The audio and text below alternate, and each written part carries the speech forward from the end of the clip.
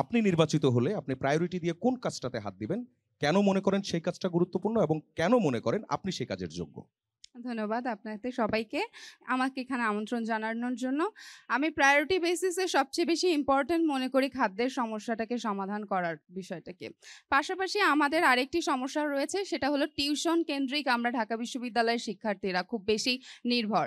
তো টিউশনকে একপাশে রেখে পাশাপাশি খাদ্যের সমস্যাটাকে কিভাবে সমাধান করা যায় এই লক্ষ্য নিয়েই আমি কাজ করতে চাচ্ছি।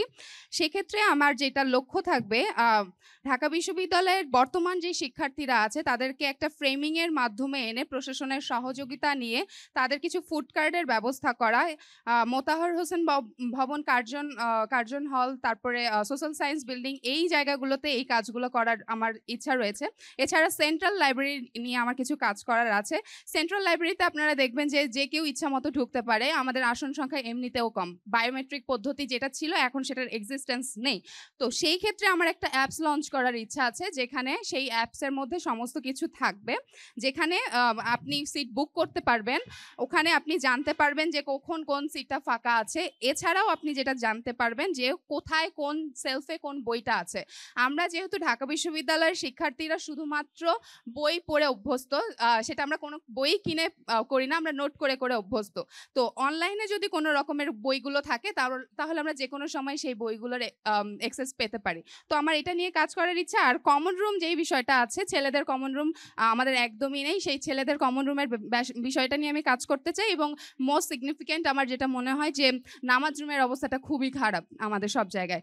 মেয়েদের নামাজ রুমের ব্যবস্থা করা, ছেলেদের কমন রুমের ব্যবস্থা করা এবং কমন রুমে গেমস রুমের একটা আলাদা অ্যাক্সেস করা। এখন আমি কেন যোগ্য এই প্রার্থিতার জন্য সেইটা বলে রাখি।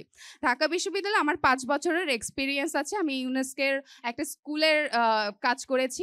পাশাপাশি ঢাকা বিশ্ববিদ্যালয়ের ব্যান্ড সোসাইটির আমি ভাইস প্রেসিডেন্ট ছিলাম। ঢাকা বিশ্ববিদ্যালয়ের ব্যান্ড সোসাইটির আমি কর্পোরেট অ্যাফেয়ার্স প্রেসিডেন্ট ছিলাম। তো আমার কর্পোরেট রিলেটেড কাজগুলো করা হয়েছে এবং আমি রোকেয়া বিতর্ক অঙ্গনের জয়েন্ট সেক্রেটারি ছিলাম। তো ঢাকা বিশ্ববিদ্যালয় কেন্দ্রিক প্রশাসনের সহযোগিতা নিয়ে যত কিছু করা সম্ভব, যত প্রোগ্রাম আয়োজন করা সম্ভব, আমার আসলে সবকিছুই করা হয়েছে।